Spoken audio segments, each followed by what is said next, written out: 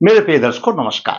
प्रिय दर्शकों, ऋषि ज्योतिष में मैं आपका दिल से स्वागत करता हूं और आपको बहुत धन्यवाद देना चाहता हूं कि आप मेरे वीडियो बड़ी उत्सुकता से देख रहे हैं। आशा करता हूं आगे भी देखते रहें।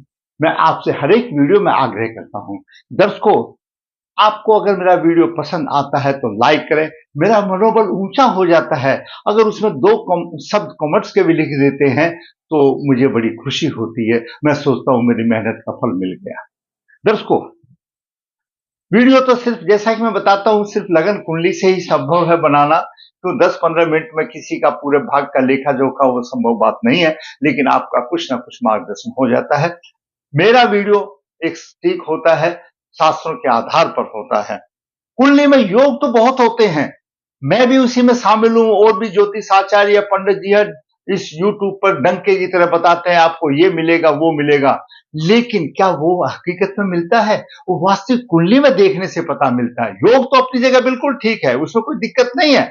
अगर वो बलवान हो तो आपको अवश्य मिलेगा, लेकिन पीड़ा जब आ जाती है, जब पीड़ित आ जाती है तो कहीं ना कहीं दिक्कत आ जाती है। तो उसको भी पहले देखना है ताकि जो पीड़ा आ रही है उसको दूर किया जाए। मतलब तो वही है मार्गदर्शन का। आज के वीडियो में हम आपसे बात करेंगे कुंडली का द्वितीय भाव। ये द्वितीय भाव और पंचम भाव और अष्टम भाव, कहने को तो अष्टम भाव बड़ा खराब लगता है, क्यों? जीवन और मृत्यु का भाव है, हमेशा ही बताते हैं। दीर्घकालीन योग का भी बताते हैं और बताते हैं कि भाई छठा, आठवां और द्वादश भाव अशुभ भाव है, तिर्क भाव है, दुख देने वाले भाव है। लेकिन सिर्फ बात यहीं तक नहीं रह जाती। अष्टम भाव गूढ़ रहस्य भी है, गूढ़ रहस्य भी है, गूढ़ ज्ञान भी है। तो आज हम बात करेंगे इन तीनों विषय के बारे में, वो भी सूक्ष्म रूप से। अगर बात किया जाए तो 2-2, 4-4 घंटे कहते एक ही भाव हो जाता है कि द्वितीय भाव, पंचम भाव, अष्टम भाव का क्या मतलब है। सबसे बात लेते हैं पहले द्वितीय भाव। हम हमेशा कहते हैं धन कुटुंब, धन कुटुंब, धन कुटुंब, धन कुटुंब। अकेला धन कुटुंब का ही नहीं है, इसका बहुत ही महत्वपूर्ण है आज के जमाने में। क्यों? आज अर्थ प्रधान युग है और समस्या गरीब हो या अमीर हो, सबकी, दोनों की एक ही समान होती है। किसी की बड़ी होती है तो छोटी होती है। जो गरीब आदमियों के लिए वो समस्या होती है, वो उनके सर को देखते हुए बड़ी ही मानी जाती है। आज मानव धन से पहचाना जाता है।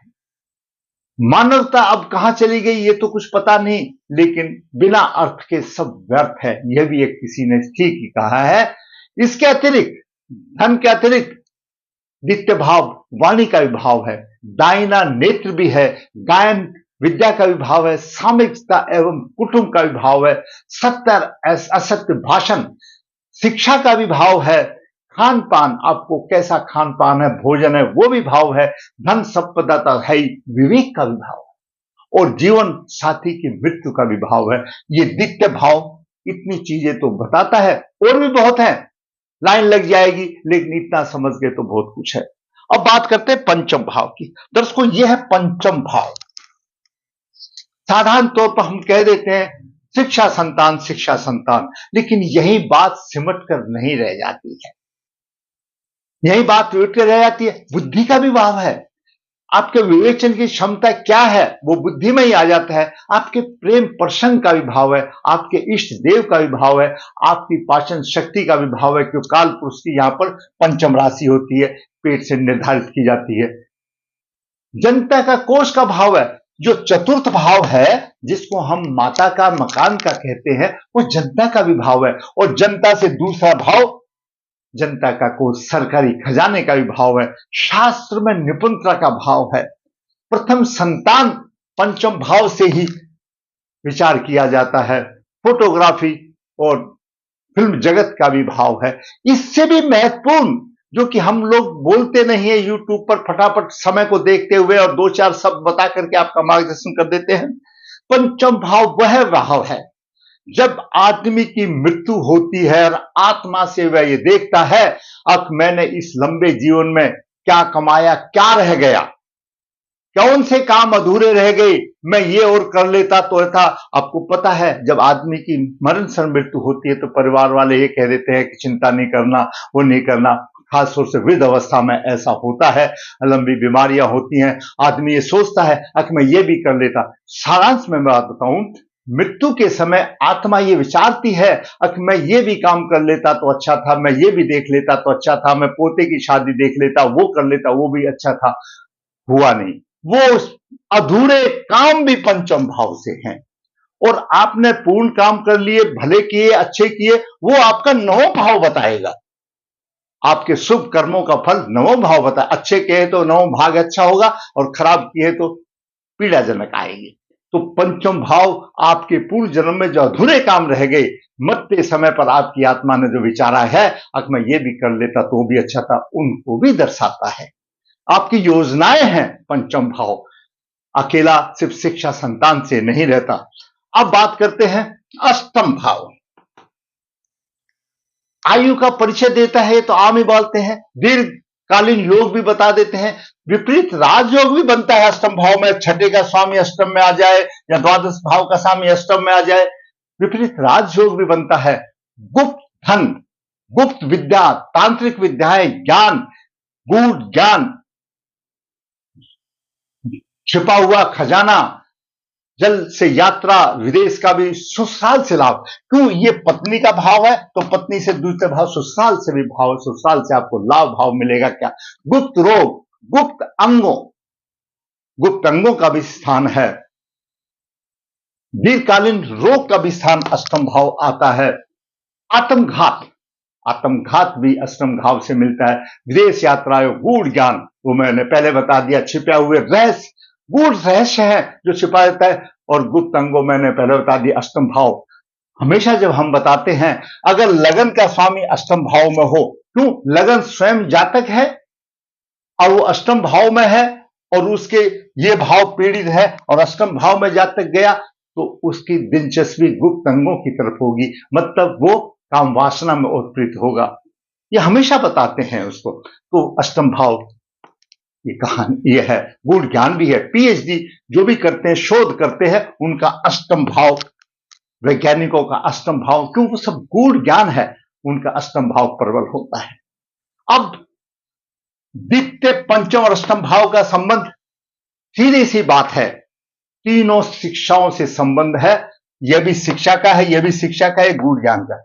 तो अगर इन तीनों का संबंध आपस में किसी तरह से बन जाता है तो ऐसा जातक गुणवान और विद्वान होता है, इसमें कोई दो राय नहीं।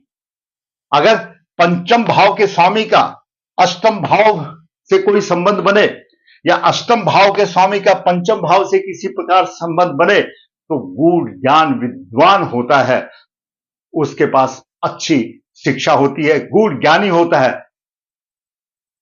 तो ये उन तीनों का मतलब है, मेन है ये। इसे तो किसी भी लगन में, किसी भी लगन कुंडली में दूसरा एक योग बताएं हम आपको, ये तो मैंने आपको बता दिया। किसी भी लगन में अगर तीर्थ भाव का और दसम भाव का राशि परिवर्तन योग हो, तीर्थ भाव का स्वामी दसम में हो, दसम का भाव का स्वामी तीर्थ भाव में हो, तो ऐसा योग व्यासर जी कहते हैं कि उसको छोटी आयु में पद सम्मान मिल जाते हैं। ये बिल्कुल है, ये फलित होता है। और वैसे साधारण तौर पर अगर दसम भाव का स्वामी तीर्थ भाव में हो, व्यवसाय अस्थिर होता है उसका, क्यों? छठा अष्टक योग बन गया। लेकिन अगर तीर्थ भाव का स्वामी दसम हो, दसम का स्वामी तीर्थ हो, तो छोटी आयु में उसको पद और सम्मान मिल जाता है, इसमें कोई दो राय की बात नहीं, और मिलता है। लेकिन वो योग शुभ होना चाहिए, तब मिलेगा। आगे बात करें, आपको चंद्रमा, गुरु और बुध, चंद्रमा, गुरु और शुक्र द्वितीय भाव में। द्वितीय भाव हमने बताया शिक्षा का भी भाव है, सारी चीजें हमने बता दी। तो वहां पर शुक्र और गुरु, गुरु द्वितीय भाव का कारक है, शिक्षा देने वाला है, ज्ञान है, आध्यात्मिक का है, और शुक्र देवी है, लक्ष्मी है, और शुक्र दाम्पत्य सुख का देने वाला है। अगर धन के बारे में सोचा जाए तो शुक्र और गुरु दोनों एक जैसे ही है। दोनों गुरु हैं, एक देवगुरु बृहस्पति है तो एक दैत्य गुरु शुक्र है। दोनों ही गुरु है, दोनों के पास लक्ष्मी जी है, इसमें कोई दो राय की बात नहीं है। अगर नित्य भाव में गुरु चंद्रमा शुक्र की युति है तो ऐसा जातक विद्वान बनेगा, यशस्वी बनेगा और गुणवान होगा। अगर आपके यहां पर कोई भी राशि होने दीजिए आपके द्वितीय भाव में शुक्र, गुरु और चंद्रमा है, देखो दो ग्रह तो पहले ही आ गए। चंद्रमा पक्ष बली हो सकता है या नहीं हो सकता, तो दोनों ही तो शुभ ग्रह पहले आ गए, एक बुद्धि तो बचा, और वाणी है का भाव है ये द्वितीय भाव, और कुटुंब का भाव है। तो कुल मिलाकर के एक गुणवान और बुद्धिमान होता है। किसी की लगन की कुंडली हो, उसकी शिक्षा अच्छी होती है, सारे सब कुछ होते हैं। अब बात करते हैं कुंडली में। दर्शकों, चंद्रमा गुरु शुक्र द्वितीय भाव में हो, मैंने आपको बता दिया गुणवान होगा, विद्वान होगा। सूर्य शनि का राशि परिवर्तन हो, आगे कुंडली में देखते हैं पहले, उसके बाद यहां हाथ लगाएंगे। द्वितीय, पंचम और उष्टम भाव का महत्व मैंने आपको बता दिया सूक्ष्म रूप से महत्व। और छोटी आयु में समान प्राप्ति का योग, छोटी आयु में समान प्राप्ति का योग मैंने बताया। तृतीय भाव का स्वामी दसम है, दसम का भाव तृतीय में, छोटी आयु समान, ये योग है। आगे बढ़ते हैं। बालक का जन्म 4 फरवरी 2008 कृष्ण पक्ष द्वादशी मूल चरण 4 सोमवार को हुआ। वैसे तो मूल चरण गणमूल नक्षत्र माना जाता है, लेकिन चरण 4 जो है किसी के लिए, व्यक्तिगत के लिए हानिकारक नहीं है, और साधारण तौर पर यह पूजा आदि से शुभ हो जाता है। सोमवार का जन्म हुआ। जन्म के समय पर वृश्चिक राशि उदय हुई, जो 11 डिग्री लेकर 38 मिनट के उदय अंश है। द्वितीय भाव में चंद्रमा 11:39 से लेकर के, गुरु 16:32 और शुक्र 18:58 लेकर के विराजमान है। चंद्रमा मूल नक्षत्र में है और गुरु और शुक्र दोनों पूर्वाषाढ़ा नक्षत्र में है, और पूर्वाषाढ़ा के स्वामी शुक्र है। शुक्र अपने नक्षत्र में पूर्वाषाढ़ा में है और गुरु भी पूर्वाषाढ़ा में है। इसका आगे मैं महत्व बताऊंगा। तृतीय भाव में मकर राशि का सूर्य है और बुध अस्त है। सूर्य के 20 डिग्री, बुध की 26 डिग्री है। वहीं पर चतुर्थ भाव में राहु 4 डिग्री लेकर के भावन है, और बुध से 8 डिग्री दूरी पर है। बुध 26 डिग्री पर है तो राहु 4 डिग्री पर, 8 दूरी पर। बुध पर राहु का भी प्रभाव है, बुध अस्त है, राहु का भी प्रभाव है। तो यहां पर बुद्धि थोड़ी सी कमजोर हो रही है, वाणी थोड़ी सी कमजोर हो रही है। अष्टम भाव में लग्नेश और छठे भाव का स्वामी मंगल 0-0-12 डिग्री लेकर के बॉर्डर लाइन पर ही बैठा हुआ है, और राहु की पंचम दृष्टि हिट कर रही है। क्यों? राहु के 4 डिग्री है तो उसके नजदीक 4 डिग्री पड़ेगा। मैंने आपको बताया जो दृष्टि जो है 10-12 डिग्री तक बहुत ही एकदम पूर्ण प्रभाव देती है, उससे ज्यादा जब अंतर होता जाएगा तो प्रभाव फीका पड़ता जाएगा। तो ये तो 4 डिग्री पर आ रहा है, पूर्ण तरफ से मंगल पर राहु हावी है। मंगल लग्नेश है, राहु पितामह है। दसम भाव में शनि 12 डिग्री 40 मिनट लेकर के है, साथ में केतु भी 4 डिग्री लेकर के 34 मिनट। पहले हमने बताया चंद्रमा गुरु शुक्र द्वितीय भाव में, चंद्रमा गुरु शुक्र द्वितीय भाव में है, बुद्धिमान होगा, गुणवान होगा, इसमें कोई दो राय नहीं। केतु की दृष्टि है और चंद्रमा मूल नक्षत्र में है, और दसम भाव में जब नवास में जब जाएंगे तो यह चंद्रमा की स्थिति दसम भाव में आ जाती है, और केतु एक ध्वजा का काम करता है। अच्छा है, बढ़िया है, कृष्ण पक्ष का तो है, लेकिन जब इसके डिग्री ऐसे है कि नवास में दसम भाव में चला जाएगा और मूल नक्षत्र में केतु के स्वामी, और केतु के नक्षत्र में, और केतु उसको देख रहा है चंद्रमा को। यहां पर चंद्रमा को पीड़ित नहीं करेगा, यहां पर उसके प्रभाव को बढ़ाएगा, क्योंकि चंद्रमा केतु के नक्षत्र में, मूल नक्षत्र में है, केतु का नक्षत्र है। अपने जो नक्षत्र में बैठा उसको केतु ऊपर उड़ाएगा तो धन की अच्छी आमदनी होगी। बेशक वो एक अलग बात है, और भाई कृष्ण पक्ष का है, प्रभावहीन है, उसकी बात एक अलग है, लेकिन जो देगा तो अच्छा देगा। केतु यहां पर गुरु पर और शुक्र का भी प्रभावित हो रहा है। गुरु पर ज्यादा प्रभावित हो रहा है, 13 डिग्री है, और यहां पर करीब 14 डिग्री का जाता है, थोड़ा सा प्रभावित कर रहा है। शनि को पूर्ण रूप से प्रभावित कर रहा है। अभी देखिए दर्शकों, शुक्र के माध्यम से चले 21/12/2000 तक, 21/12/2028 तक शुक्र पूर्वाषाढ़ा नक्षत्र में है। पूर्वाषाढ़ा नक्षत्र शुक्र का स्वामी है। गुरु नीतिवान है, गुरु आध्यात्मिक है, गुरु न्याय है, और कुंडली में गुरु पंचम भाव का स्वामी है और द्वितीय भाव का स्वामी है, और वृश्चिक लगन के लिए अच्छा है, गुरु की स्थिति है, और गुरु कारक है, धन भाव में है। सूत्र ज्योतिष का यह कहता है कि जब कारक ग्रह अकेला हो तो उस भाव की हानि करता है। यहां पर अकेला नहीं है, यहां पर चंद्रमा भी, गुरु भी, शुक्र भी है, तो धन की आमदनी अच्छी होगी, वाणी भी अच्छी होगी, और बुद्धिमान भी होगा। और गुरु पंचम भाव का स्वामी है, द्वितीय भाव में है, और गुरु अष्टम दृष्टि से यहां पर अष्टम भाव को सप्तम दृष्टि से अष्टम भाव को देख रहा है। मैंने आपको बताया था, अगर पंचम भाव के स्वामी का संबंध अष्टम से बन जाए तो गूढ़ ज्ञानी होगा। पंचम भाव का स्वामी द्वितीय भाव में शुभ स्थिति में है, और उसका यहां पर अष्टम भाव से बन रहा है, गूढ़ ज्ञानी बनता है, गूढ़ ज्ञान लेता है यहां पर। तो जातक बुद्धिमान होगा, गुणवान होगा, उसमें कोई यशस्वी होगा, वो एक अलग बात है। लेकिन बीच में मैंने आपको एक बताया, ध्यान दिया कि पूर्वाषाढ़ा नक्षत्र में, शुक्र के नक्षत्र में है।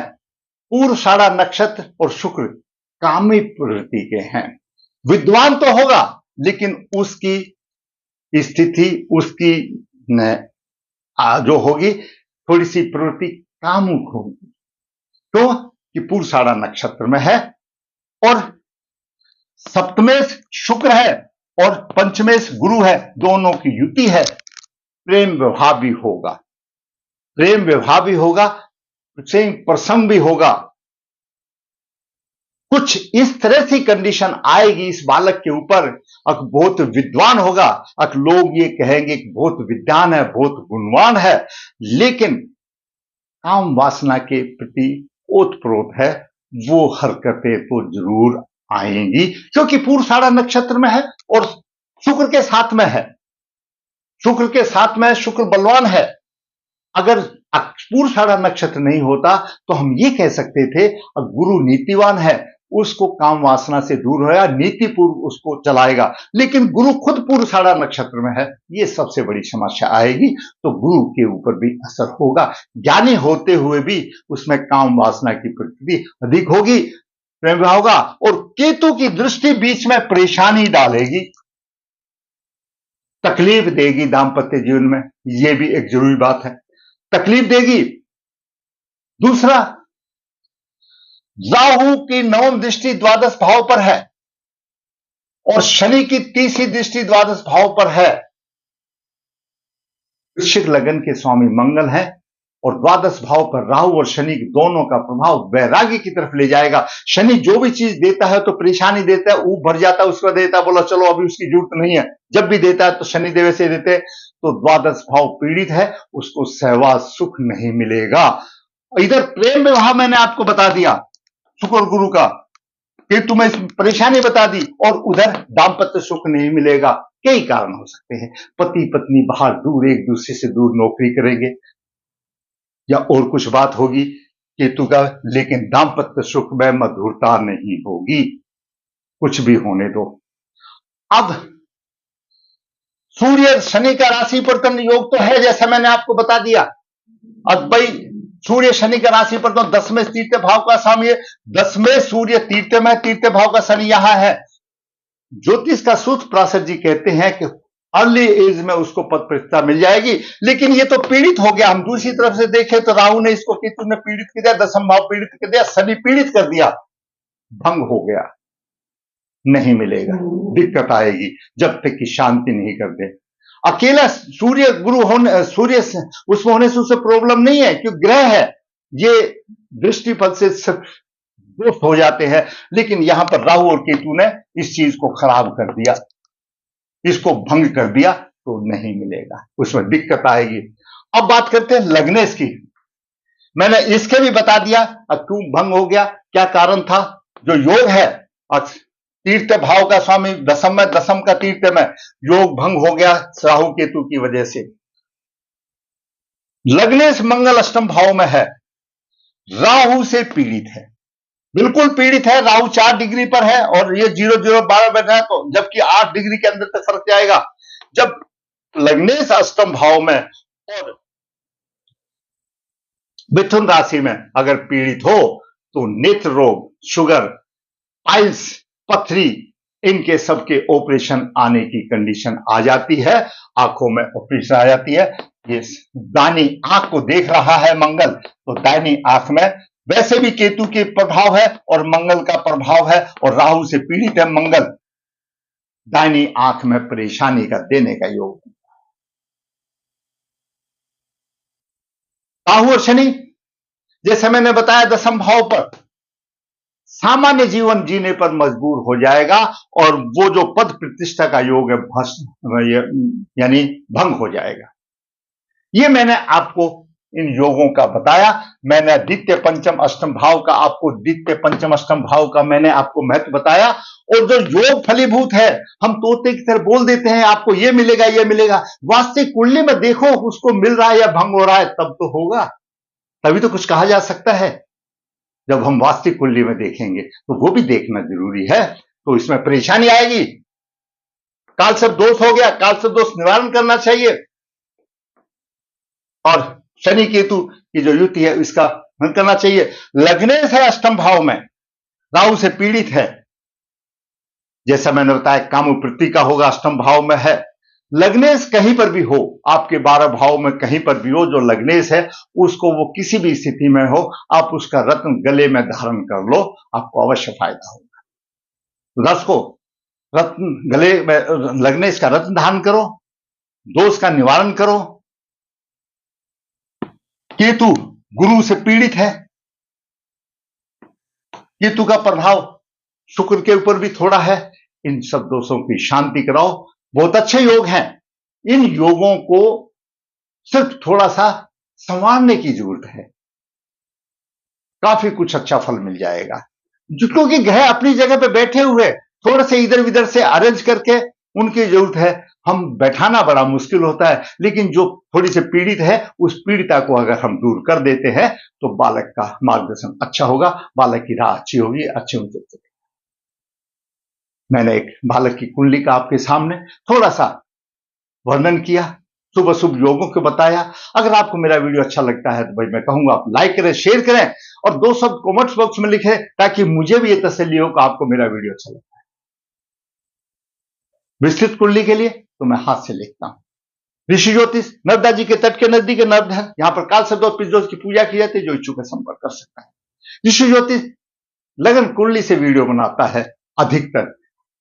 अगर आपको अच्छा लगा है तो लाइक करें, शेयर करें। जिसने चैनल सब्सक्राइब नहीं है, सब्सक्राइब करें, ताकि आने वाली वीडियो भी आपका सबसे पहले आपका मार्गदर्शन करे। धन्यवाद।